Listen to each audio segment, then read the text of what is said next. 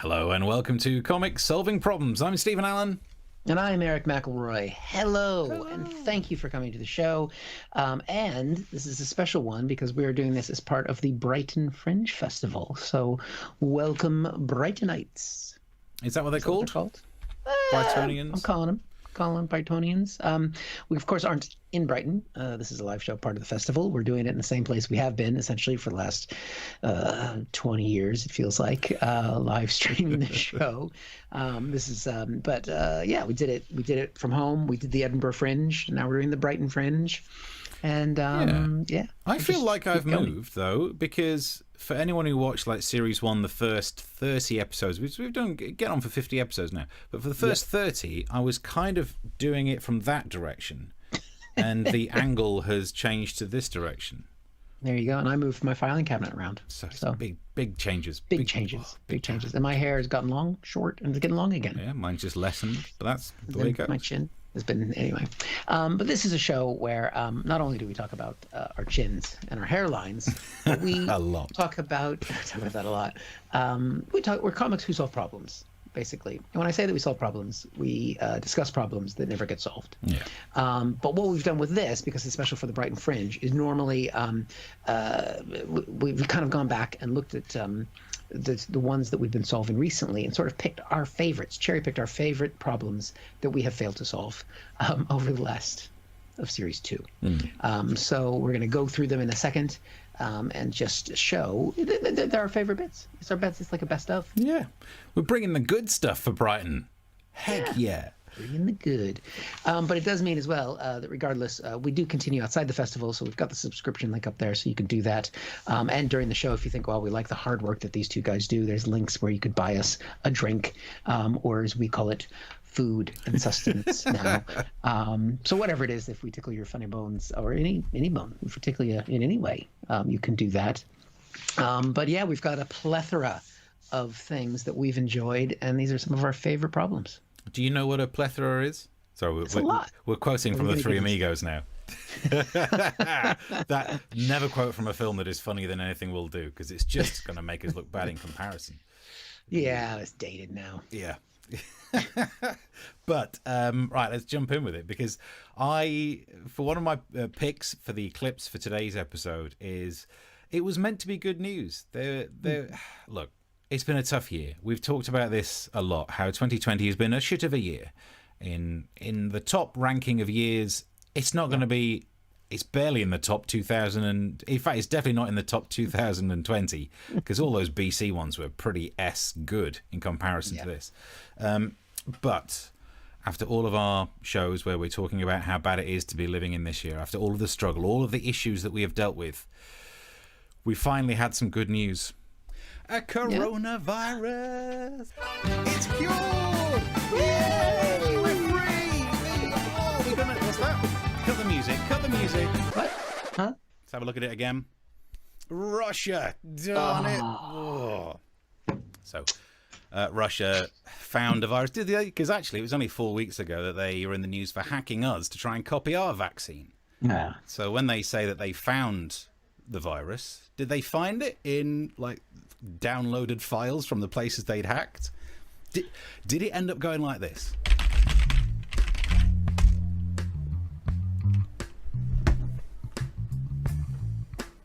Hello, Vladimir. It's Sergey. Yeah, man with accent like guy from Star Trek. I've been going through the files we downloaded from the hacked computer at Oxford in England. There's something very promising. They have a folder. It's called The Cure. It's in a bigger folder called iTunes. Let's have a look. It could work. So that was one of my favourite clips. Side note, not that anyone cares, that was the first time I started to use backing music in the filmic style clips. Ah, look at that. So, yes, Steve has been a connoisseur over this series and Series 1 of playing with himself throughout the show. And filming it. Filming it, sorry. Yeah, filming it and playing with myself. Which is why this tripod is now in the shot. So all the stuff up there, like the microphone and the tripod and the phone, that's what's used to make the show. That's it. I don't know why That's where the magic anyone would happens. care, but And then do you make a different kind of show in the room with your bed in it? Different cameras? Do you know what? There is no camera to show you that wall, but that wall now has a green screen on it. So I'll try to see if I can get you a picture of that. And honestly, before we started today, I was stood up there thinking, if I could plug that microphone and I could do like a reverse angle show. I don't know why, but no one's got any jobs anymore. So well, if you get a camera at 90 degrees, which we all know what 90 degrees is, when you go like this, spin around, with the green screen behind you, then you could go to that camera with the green screen behind you, and you could be anywhere. Yeah. Like, I'm going to report now from, Moscow. Turn to here, and you're in Moscow. Oh, that's fantastic! And just because this chair's on wheels, just yep, yeah, swivel. Do a transition fade thing. You can swivel. What the hell? That took a turn. Can you swivel? Can I not swivel? Is that rude? Is that not what they used to say in Happy Days? No, I think swivel's fine. Oh, is it? Yeah, that was a squeak. That's my chair, so actually maybe I can't use this cheap ass chair. You'd have to. Yeah, you got to WD-40 that shit up. What I do like is the fact that we haven't heard much about that Moscow vaccine. No. That was a while ago. It's still apparently being developed. It still works in a similar way to the Oxford. So now we've found out more about it. It works in a similar way to the Oxford one, in which they've taken a monkey virus. This is true. I'm not even making this up, right? If I was like, okay, I'm pitching a film. Imagine the Russians take a monkey virus and they program it to have a little bit of the protein from the coronavirus. It goes into the human body, produces lots of it. It's like Contagion, but with more monkeys. That's just true. That's what they're doing. Yeah. You know what? I would watch that film. Except there's no cinemas to go to. Very true. Only people releasing films is you and me, and the films are 30 seconds long, and it's us playing with ourselves, which is your phrase. Dear. Right. There's been some other problems that we've discussed on the show in some other ways, and this is one. I mean, this kind of goes beyond. There's changes in the world happening, Steve. There's changes in people's roles in life, and this one in particular is a problem with gender roles. And the problem is, the exciting thing, before I set up the problem, is we have a vice presidential nominee for the Democratic Party, and that is Kamala Harris. Very excited about that, like a little Kamala. But the problem is, it's great to have a woman be the first woman of color to be on a major party ticket in the United States. Only the third time that a woman has been vice presidential nominee.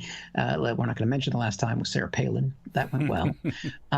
But there's a little bit more hope with this time. But of course, right now the numbers say that she could definitely be in office come January after the election in November, and that does create a problem for her husband, a man named Douglas Emhoff, who would become the first second lady, which is the title of the person married to the vice president. So here we've got a headline, a little picture of the couple here. Who is Doug Emhoff and Kamala Harris's husband? He's looking at, actually in that photo, he doesn't look very happy. He's kind of realizing my title's going to be second lady, isn't it? What have I done? They've only been married since 2014. Little facts on Dougie. He's an entertainment lawyer. We could do with one of those. Yeah, it's all right. So he's financially set on his own, which is good. VP doesn't pay that much. And he has had a famous client or two. This is one of his most famous clients. We've got an image of that, which won't mean anything probably to the British audience. But that's the Chihuahua that was the representative of Taco Bell for a long time. So they have to give him, Douglas, something to do. So because of his experience with the Chihuahua and Taco Bell, he's going to be in charge of Hispanic outreach. Makes sense. Yeah, makes sense. It's an interesting dynamic between Kamala and Doug. She's pretty cool. I like her a lot. We've got an image of her. Here she is actually under pressure when someone stormed the stage when she was at a speaking event. This was before a few months back. Oh dear. Hey. Yeah. So that was her sitting down, and she sat there. She was cool. She handed him the microphone. No confrontation, not ruffled at all. She was a prosecutor. She definitely knows what's going on. Get to see a little bit of her husband's side here as this sort of situation unfolded. We've got a clip of that. Thank you so much, sir, for your big idea. Yeah, just pay attention here in a second. Now, this coming up here. Now, pay attention to the guy on the left in the suit. That's who we want to watch. Oh, yeah. See, there it is. Watch this moment. Look at that. Look at that. He comes in there, dives in, a little second lady action going on. And you can tell he means business, too, because someone caught this look on his face as they were throwing the guy out. Look at that. Oh, he's not happy at all. Yeah. Yeah. I think that's the time he finally realized what his title was going to be. Yeah. That's the look on a husband's face when a younger man goes near your wife. That's what it is. A younger hipster going near the wife. Damn hipsters. Tricky times for him. Yep. Damn hipsters. Damn hipsters. Damn hipsters. Got him. So this is the Brighton comedy, another one of the Brighton comedy specials where we're playing clips. If you wonder why suddenly our facial hair goes from what it was then to what it is now, it's so difficult to keep track, isn't it? We changed the backgrounds a little bit different. Yeah. Oh, on that, I don't know if my side cam's going to be... No, it's frozen on that. So I can try and show you. I took a picture of the green screen. Ah, nice. The corner of the room, and look at all the... Because I have to dress up in different outfits for all the sketches. So look at the flipping wardrobe department. Oh, it's gone. So yeah, you're up to date. You know what that wall looks like now. Just got a flashback when you're looking at wearing all those different clothes and skins, as it were, to sort of a Silence of the Lambs moment with you there alone in front of the green screen, trying things on. It is, yeah. But then you've done them as well, where you film yourself talking to yourself, and you've done it so that you film one half before you shave off like a month's worth of beard. Yep. And the other one, I mean, that is showing TikTok how you do it. That is raising your game. Yeah, you don't want to give that away. There's techniques. No, yeah. There's techniques to these things. My twin brother gets involved. Which is one of my favourite facts about the TV show Buffy. The guy who plays Xander had an identical twin. They didn't use it all the way through to like series 6, when there's an episode where Xander gets split into 2 versions of himself. So they just got his twin in. It was cheaper to hire the guy for a day than to try and use any CGI. That's incredible. I mean, how annoying it would have been for him to be the twin all those years then of the show, when he I'm sure, recognized as his brother, the famous one, and be like, "No, I'm just here to take your order at McDonald's." But then the guy who plays Xander, I can't remember his name right now, ended up, he had drink problems. The fame didn't go well for him. Right. Because he was so recognizable, he lost it, he ended up trashing hotel rooms. And what we've done instead on Comic Solving Problems is achieving no recognition, status, success, fame, or money. And we don't really wreck hotel rooms. We can't afford to go to hotels. You're not allowed to go. And it's kept us grounded. Yeah, it has. In other words, please subscribe. Please chuck some money in the pot. We need to wreck something. It's not going to be a hotel room. Remember when we used to go to Brighton for gigs? Actually go there? I mean, it's great to be part of the Brighton Festival, but we used to actually go to the Brighton Festival. Yeah. So many great gigs down there. Yeah, I did a couple of the Some New shows down there. Yeah, I did some... the Comedia. Next year or the year after at some stage. We'll be back. We'll be back and we'll be back better. That's right. But only with your support. Back to this show where we're playing our favourite clips from Series 2 of Comic Solving Problems as part of this comedy special. And there's been a theme in the show which isn't just about COVID. This one's COVID plus the other theme, which is if there's a story that's about sex that we could be rude about, we probably... Because it passes the time, doesn't it? So we ended up doing these jokes. And that is the story of how to do the sex during the coronavirus. Ooh. And this is the story he sent. Sex and coronavirus, how to have it safely. I guess that's sex, not have coronavirus safely. It's an odd way of phrasing it. But look, it's BBC News. It's Newsbeat for the kids. Again, bit weird. But it's on the BBC website. And that makes sense because if ever I want anything to do with more interesting sex tips, I always search for BBC. Anyway, and let's go through the article that Keith sent me just to see if we can learn something about... And this is similar to what you did, Eric, ages ago. There was one about how to have sex in New York. Oh, yeah. And that was early. That was like episode 9 or something. So finally, the UK has caught up. And this is the Terence Higgins Trust that's published advice to avoid kissing, wear a face covering and choose positions that aren't face-to-face. And it says, it may sound tough. It may sound better. You're kidding me, are you? You get out of kissing and you can still watch the telly at the same time. This is good stuff. The article then says, the best sexual partner during a pandemic is yourself. Let me stop you right there. Yeah, it is. Thank you, Terence Higgins Trust. I deserve the credit. Or someone you live with, which means that's going to be bad news for some mums and dads. I knew you should have moved out by now. So that's going to be an awkward conversation that some people are having. Then it goes on to say, masturbation, using sex toys, or participating in phone sex is the safest option. And do you know what? I think phone sex is the good option. And some people might not find it appealing. I think you just have to try more. Like earlier on, I managed to have some phone sex. Oh, yeah. No, I like it. Yeah. Take it off. Yeah? Take it off. And what else? Take that off too. Yeah. And take that off too. Take it off, yeah. What's that? That leaves me with a plain margarita. Okay, brilliant. I got my card.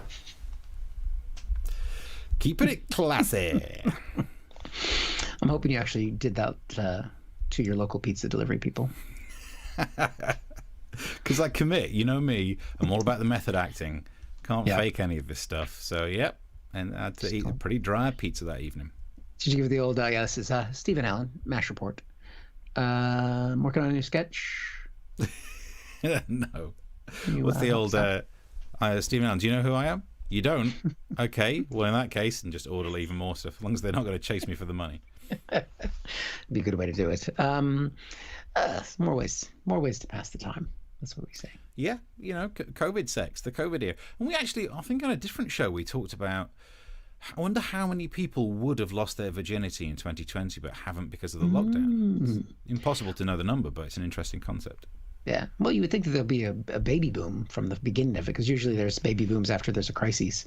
And then when people were, locked up together. And then, of course, there's all those married couples that were locked up together. So they wouldn't have had sex. It's bizarre, isn't it? The concept of a baby boom, just because people have nothing else to do. It's like, literally, there is nothing else to do. Might as well have sex then. Yeah. That's the romance that we're talking about. Although, to be fair, past crises didn't have Netflix. Yeah. So the Tiger King may have delayed an entire generation being born. But I don't think there will be. I mean, the Tiger King has put a lot of people off a lot of things. I don't think there will be a baby boom, because people compare it to like baby boomers from soldiers coming home from the Second World War. So this is effectively rough. And let's not say like all women, but if women in general in these relationships, wives, worried about their husband never coming home, hadn't seen him for ages, and these husbands come home after fighting bravely to protect the nation, and then they were like, get inside me. Whereas now the husbands have been sat on the sofa being jobless day in, day out, not bothering to wear clothes on the lower half. Yep. Nothing's happening. No one's like, oh, I want myself some of that. So just my prediction. Just a prediction. Well, you've been pretty spot on with most of these things. Yeah. As long as you don't measure it, yeah. Right. So in case you caught us midway, we're here as doing special comic solving problems as part of the Brighton Fringe. We're doing a look back at our favorite stories from season 2. And if you want to see more, you want to see the whole episodes, the subscription link is there and everything else. And if you like what we're doing, there's links to chuck us a drink and that kind of thing as well, because we are still essentially unemployed. But we've cherry picked, Stephen, some of our favorite problems that we've tried to solve over the last few episodes. And this one is kind of a theme. So that, the first problem I reflected back on was about gender roles today, but this is actually a problem with gender reveals. It's my turn to talk about a problem, Steve. And this is a big one that you haven't had to face yet, but I've had to deal with a couple times, is that when you're having children, how do you find out what their gender is going to be? And in America, we have a way of doing that. Yeah, I got an idea. Is it a penis? No. Not so anymore. Old school. This is the way you do it in America. You start a forest fire. California wildfires. I think everybody in the world has seen this now. Gender reveal parties are blamed for the fire. Now, this is something I've already been aware of. Did you heard much about these gender reveal parties before this story broke? Only like a few stories recently, and it's never been done in a good light. No one seems to be saying nice things about them. It's not something that when I left America 20 years ago, it wasn't a thing then. When I was born again, many, many years ago, we didn't have these. But basically, it's a party where you get the family together and you get like container, and then you look inside the container and it's either a pink thing in the container or a blue thing in the container, because generally the parents who are doing this are not woke. They don't put in purple. This is old school, and they say what the gender is, right? And didn't do that 20 years ago. I think it's the dumbest thing I've ever seen. Yep. Except for my sister had one for my nephew just about a month ago, and it was beautiful. I'm gonna love that little guy. But I mean, and 20 years ago they didn't do this. When I was born, they didn't do this. When I was born, the gender reveal was when I came out of my mother's vagina. And you often film these things and put them online. Ooh. Not recommend. So there's lots of ways that they do it. It isn't all just about burning down half of California. And you can go online, you can see one of the ways you can do it is you can do a balloon, right, where you like pop the balloon or something like that, and what's inside, or maybe the color of the balloon. So remember, pink for girls, blue for boys. Mm-hmm. Very simple. Here's an example of a balloon gender reveal.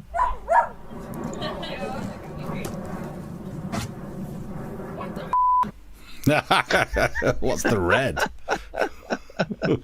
That is definitely a woke family. I think it's like the Hindenburg way of doing it. Just let it burn. Also a bit late because the kid stood right there. Yeah, exactly. Well, you bring the whole family. I mean, for my sisters, everybody was there, and it's COVID going on, so I think they were trying to get rid of some of the great grandparents. Chalk. So chalk is a way to find out where you have like sticks, it's like a cannon stick where you pull the cord and chalk will spray out, again, blue or pink or whatever. Here's an example of a chalk stick being exploded. 2, 1. Congratulations, you're having an only child. Yep, that is exactly what's happening there. I think that's sorted. Clearly, she did that on purpose. It's the way we do vasectomies in America as well. We know about the fire. Now we know about this famous firework that caused the fire. Now, it's not the only time they've done fireworks. That's a common way of doing it. Here's another example.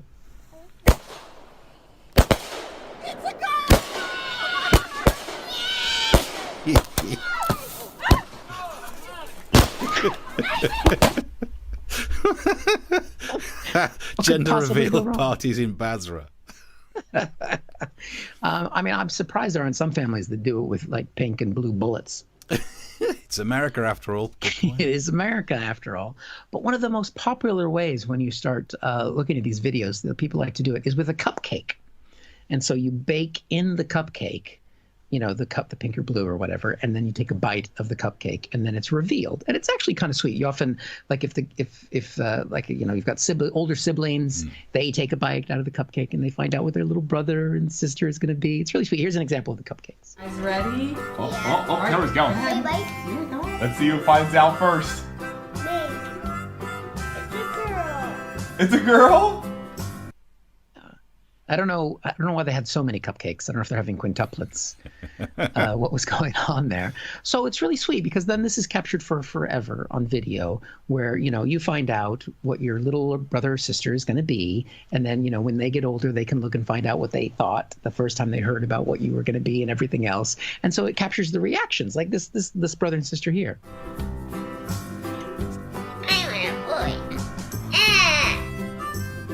What's wrong? Is it a girl?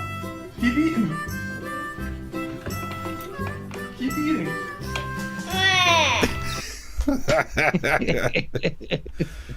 What I like is the little girl is just keeping her head down. She's like, I'm just eating this cupcake. I'm getting this. I mean, let's be honest. This was going to be the third child in the family. And Steve, I think we know the third child is never welcome. Yep. Yeah, but we just turn up anyway. Yeah, is that what? Oh, I'm sorry, Steve. What child were you? I was the finishing the hat trick. You were there. I mean, I feel bad because the third kid there, you've got the older brother crying about it. There's going to be complaints because the last kid. I mean, you're the one that never gets any pictures either. Nobody takes pictures of the last baby. I mean, the only picture we have of the youngest in my family, there's 2 pictures, I think, and one of them is a mugshot. So. Pretty much it. That happens to third kids a lot as well. Yeah, that happens to third kids a lot. So yeah, I mean, to be honest, we shouldn't even have highlighted these gender reveal fails because they are funnier than anything we've ever written. I mean, this is the cat video extraordinaire. There are hours of these online. I spent about an hour and a half researching this show. I just was like, maybe I could have the balloons, because there's balloons that don't, explode properly. Dust goes in people's faces. The reaction of it's just, and sometimes they get the colors wrong, and then they go, it's a girl, and then you hear somebody in the background go, oh shit. So, I shouldn't have shown you these. Yeah. Do you know what? I'm glad you did, though. They were flipping. I love rewatching them then. There's hours of them. Just especially the reaction when the gender goes wrong for for one of the children, not for the parents. Yeah, because you shouldn't really care. It's not like there's a one-child policy. But I mean, I told my dad that we did this bit, and because it doesn't look like he's watching the show, and thanks, Dad. And he's like, because we don't do gender reveal parties in the UK. It's just not a thing. And he's like, really? You don't do them? And he's been to loads of them. So it didn't exist when I left 20 years ago. This is what happened. I leave America, and they come up with this bullshit. This is what I don't get, right? I don't know why society hadn't spotted it yet. You're being conned into thinking there are more reasons to celebrate because you have to spend money to celebrate things. Yep. That's when I was growing up, and this is now welcome to two old blokes moaning about things in comparison to what they badly remember from when they were younger. But you would get fireworks in the UK, bonfire night. That was it. Guy Fawkes. Which, I know you've got some issues with about the sentiment of, you think it's odd that we celebrate someone trying to blow up Parliament, but, take another look. Does it seem like such a bad idea? Yeah. Yeah. So there used to be that. One night, fireworks. Now, every flipping celebration, there are fireworks involved. Yeah. It's just, you're literally burning money. It's just not special anymore. And then Clinton's cards. That is some Illuminati level crap happening there. No one buys cards have anymore. A card. But that's the thing you do. Only reason people are sending anything. This is the time, this is a year when to lick something and send it in the post should be considered a death threat. That is, it's attempted murder. And yet somehow still people are buying cards. No, I mean, the other weird thing about Bonfire Night is the burning of the effigy, which is just a surreal experience. Especially because the local one that they have is put on by the church, which is associated with my children's primary school. And when you gather all the kids, like, come on, kids, come on, we're gonna burn a human figure, and you're all gonna cheer. Yay! Yeah. We're celebrating human sacrifice. Yeah. It's one of those things, if it happened in a foreign country, we're like, oh, savages. I wonder how far you could take it here, because down in Lewis in East Sussex, which is not too far away from Kent, which means it's in the local news every year. They pick the celebrity that they burn, and they do a huge version of it. And you could go down there and go, yeah, let's burn an effigy of someone. Yay, let's burn someone who's in the news. I got a flag. Who wants to burn this? Oh, apparently that's too far. Where do you draw the line, really? That's right. Well, we're doing this part as Brighton Fringe. It's not far from Lewis. Yes, that's true. We don't want to lose our main core audience. So yes, there's the Brighton Fringe comedy special that we're doing, like a slightly different version of comics solving problems. Looking back at the last series, it's all available on YouTube. The link's there. A lot of it's available on Amazon Prime if you really want to have a little search. Yeah, and right. This next bit, one of my clips that I've picked, because I've just got angry about Clinton's cards. So I was going to say it's so rare for me to get angry and rant. Turns out it's really not. Package starts like this. Hundreds have gathered here in front of the Washington County Administration building calling for the end of a mask mandate, saying they are tired of not living their normal lives. I realise there's some hypocrisy I'm about to lay into them. I'm not wearing a mask right now. And I should point out I'm not wearing a mask for medical reasons because I've got glaucoma or whatever it's called. No, wait a minute, that's why I smoke pot. No, wait, that's not me. That's every character in every comedy film from the 90s. I do get confused because I confuse myself with them quite a lot because I do smoke a lot of pot. No, that's them again. I've done it again. But the question is, what are these normal lives that they just can't wait to get back to? Let's have a look at the caliber of people we're dealing with. No more masks! Muzzles. Oh, the muzzles again. We've covered this so many times. There's a difference between a mask and a muzzle is put on something to stop it biting. So if you're going to leave the house and bite someone, put a goddamn muzzle on. If you're that much of an idiot you can't comprehend the difference, maybe think about having one of those plastic cones around your neck to stop you licking your own balls as well, you idiot. Then they interview some of the people at the protest. Let's see what kind of intellects we're dealing with. The flu kills more than coronavirus. Thank you, Professor. I mean, he's right. In terms of absolute figure, the flu has killed more. The flu that's been around for absolutely ages has killed more people than the novel coronavirus.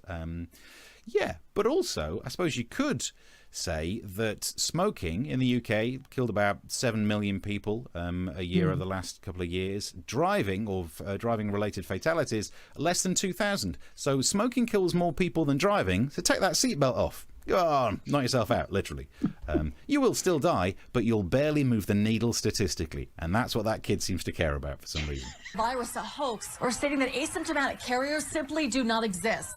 They say that asymptomatic carriers do not exist. And why do they disagree with science so much? As I understand, it's probably them thinking like, well, if I don't see it, then I don't believe it's true, and that is my right, a right given to me by the Lord mighty above, for which there is no evidence but in which I believe. When George Floyd was saying, I can't breathe, and then he died, and now we're wearing a mask, and we say, I can't breathe, but we're being forced to wear it anyway. Oh my God, anyway. Is she thinking her plight is anywhere near that of George Floyd? That somehow they are comparable? He said he couldn't breathe, but you know what? He couldn't breathe. You're saying you can't breathe, but you know what? You can breathe. How are you not getting this through your robust head? Does she think she's going on some kind of thick Lives Matter protest? Because, so she made me angry. Thankfully, there are other idiots there to say other stuff that just tickles me with how stupid it is. I'll tell you another reason I hate masks. Most child molesters love them. Oh, I love that. Most child molesters. So she's done surveys. What else child molesters like? Sweets. That's true. So ban. Actually, flipping, let's do it. She says ban the mask because the child molesters like them. Ban them. You say ban sweets because child molesters like them. Ban them. Can we think of anything else that child molesters really like? Kids. So sorry, son. I'm afraid if you run with a mob, at some point that mob is going to turn on you. Yeah, I got angry in that episode. That kid at the end, he looks like he spends a lot of time at gender reveal parties. He's been upset about what his sibling's going to be. Whatever line his parents have fed him. Oh, those are my people. Yeah, heck. But I'd love to know, because we've talked about this as well, those people, those Trump supporters who are like, don't wear a mask, it's all a hoax. What are they thinking now? We've not really had an update. Look, we live in a time where no one's going to back down and go, do you know what, I was wrong. Yeah. Somehow you were right when you were when you were saying the total opposite to what you're saying now. People want to be right in both situations. And I think I'm just done with people. I saw a headline today where it said that centrists, which both of us like to consider ourselves to be, are more inclined to support the idea of an I can't say the word authoritative leader. That centrists are more likely to go, you know what, just rule us. And I think I understand that. True, because we can see, based on clips, and the problem we're going to come up with, the next one is going to demonstrate it as well. People don't deserve to rule their own lives. I've often said the big problem with democracy is that you let people vote, because there used to be a channel on cable called The Box where people could call in and request a song. And the shit they played. Just let me know. You should never let people be in charge of anything. No question there. I'm sure we've won over everyone at the Brighton Fringe now with that. We've been looking for an angle to make us controversial. This could be it. Yeah, just don't End like democracy people. now. End democracy. That's what we vote for. Will you? And don't worry, we've achieved nothing so far in the 2 series of this show we've done, so don't actually worry that we'll bring down democracy. But it's just nice to have an angle. It's an angle. Yes. So thank you for joining us during our Brighton Fringe special, where we're recapping some of our favorite bits from season 2. This one kind of actually feeds nicely off of the problem that you just discussed, Steve. It's a problem with people's views on coronavirus. But this one is very specific, because this is a problem with bikers. And that is the problem of the coronavirus as well, but in a different way, because America's handling it differently. They're not coming up with a fake vaccine in America. They're just now deciding, some parts of it anyway, to ignore the virus altogether. And that's happening in a place called Sturgis, South Dakota. And we've got the headline here. Basically, it's a motorcycle rally where bikers in a town of a population of about 7,000 are descending from around the country, 250,000 bikers. What could possibly go wrong, Steve? If you live in a little village in the middle of fucking nowhere and you're thinking, we're safe from the virus, you know what? I'm going to stop myself, because I'd written a whole bit about taking the piss out of these people and Trump supporters and everything else. And I thought, we kind of do that a lot. We've got the liberal bias and whatever. And I didn't want to do that. And so I wanted to make the effort to kind of reach out to people who maybe are, look at these things differently. And so I found someone who's actually a Trump supporter who's at the rally, and I couldn't get the times to work to call them live, unfortunately. So I called and recorded it earlier today, and I just wanted to bridge that gap, Steve. And so here we've got the call. If we can play it out, here's a conversation with me and someone named Biker Bob. Hi there. Thanks for agreeing to talk to me today. Hey, no problem. Good to be with you. I got time, because we're here in South Dakota, and there ain't nothing to do in South Dakota once you get here except to polish our spokes, if you know what I mean. Yes, I think I do. Now, there are 250,000 people there at this rally. Aren't you worried about COVID-19? No way. I mean, I'm fine. I got lungs of steel. I've been riding bareback and sucking on a tailpipe all my life. I'm not sure that means what you think it does. No, it does. I mean, anyways, this ain't that bad, right? This is just a plandemic, meaning it's a plan put on by the Democrats. You see what I'm saying? It's a plan by the rats in the Democratic Party. Yeah, and it's because of that jokey Biden. You see there? I said jokey instead of joke. And now he's got that Kamala Harris, as in she's going to harass Mike Pence. Do you think Kamala Harris is a good pick for VP? Well, actually, you know what? I actually think that she's pretty badass. Look, if I can be honest with you, I don't really mean all the things I say. I know Donald Trump is lying. I know COVID is real. I just want to fit in with the other guys. You know what I mean? I even voted for Hillary in 2016. I'm just telling you, there's just something about her. Every time she wore one of those pantsuits, I just really wanted to get in there. All right. I think we'll leave that right there. Thanks. I do appreciate you taking the time to talk to us. Thanks. Bye. I don't think he was really in Sturgis. Loved it. I mean, that is one of the sketches that I think has aged really, because there are some sketches, like we mentioned previously, how one about the proms, no one cares about those stories anymore, but every single line of that is still like, yep, people are still on those issues. Yep. And the good news is, as well, I've gotten a proper green screen now. So, because that was a purple green screen on Zoom and my hat kept disappearing. Yeah. So we've had a version of Biker Bob back for another show. It was the one on if you want to go back and watch it, I'll tell you when it was. It was just on whatever day. Last Tuesday? 6th of October? August. I don't even know when it was. Is it still March? Feels like it. So in that one, you did the joke about it being a plandemic instead of a pandemic, which is good. That is what they say. You played a clip last Tuesday of the woman who called it a scamdemic. Yep. And these people think that if there is wordplay, it proves they're right. This is what I don't like about conspiracy theorists. Yeah. They think punning means something. What if they call it a flandemic? Exactly. Because the government's cooking up something. We could do this all day. Do a whole episode of this. It's a brandemic because it makes me go to the toilet more. I don't know what. Yeah. That's the flu. That would explain it. COVID bowel. COVID, pal. Right. Well, I think we're getting close to the end of this episode where we're doing as part of the Brighton Fringe. But we're thankful that you're here, and we're here every Tuesday and Thursday, part of the Fringe. And also, you can subscribe to see us the rest of the time. Oh.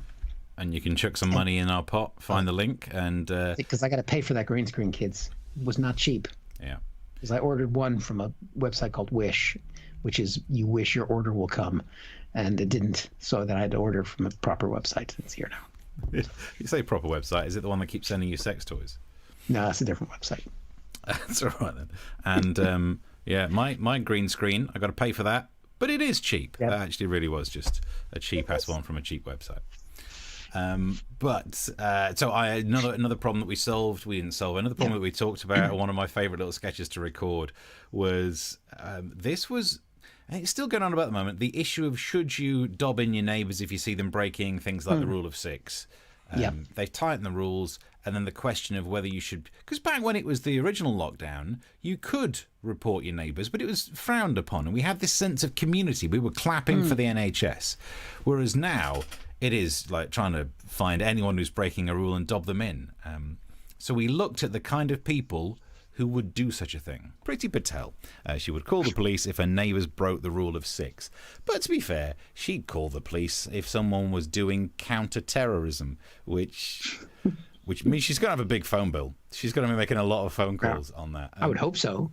I don't know if I'd call... It just feels like you're being a snitch. It just feels like, oh, you're dobbing people in for it. I don't know. Because I'm not the kind of person who does that kind of spying on people, but we all know there's a certain type of people who will very much be enjoying this new rule. Can I just say hello, thank you for coming to this Neighbourhood Watch meeting. I just want to address a few issues. I know there's been a lot of discussion about whether we should report people for breaching the rule of 6. Some people find that might be spying on our neighbours, but I would say we are the Neighbourhood Watch. Spying on our neighbours is our raison d'etre. So I, for one, will be reporting people for breaching the rule of 6. Anyone else? Yeah, I'll do it. Thank you, David. It's 2 of us. Yeah, I'll do it. Thank you. 3. Yep. That's 4. Yeah, I'll do it. That's 5. Oh dear. Yeah, I'll do it. 6. Yeah. Oh fuck. I mean, it's a simple joke, but Yep. got the point across, probably. And that's, about I mean, that hypocrisy. was the day you played with yourself more than any other day so far. Yes, there has never been another sketch where there's been 7 Steves in it. Mainly it's just 2, sometimes 3, but it's the truth. There is one sketch where I was split screen. I was on both. Maybe we'll play that next episode. There we go. That was a good one as well. The tech gets better and better, but I have to wait to do my characters until my beard grows in. It makes it difficult for you. So we won't see Biker Bob, or whatever I called him the last time on the 6th. Billy Bob. Until, Billy Bob. and the problem is that this is, I mean, I haven't shaved since then, and it just... Oh, that's a week's worth of growth. Or more than a week's worth of growth, yeah. It doesn't happen. I mean, I grow somewhere else. Back, yeah. So if you do regularly watch Comic Solving Problems, enjoy those Billy Bob sketches because they're rare. They're rare. All I do is put on fake glasses for mine, and the weird thing is, so I used to wear glasses that look like those glasses, and then I had laser eye surgery, so I didn't have any glasses, and went out and bought non-prescription ones that look like the old ones, just on a whim because I was bored and I was working loads, so I thought, just spend some pointless money, and finally it comes in useful. I've got these glasses for little props.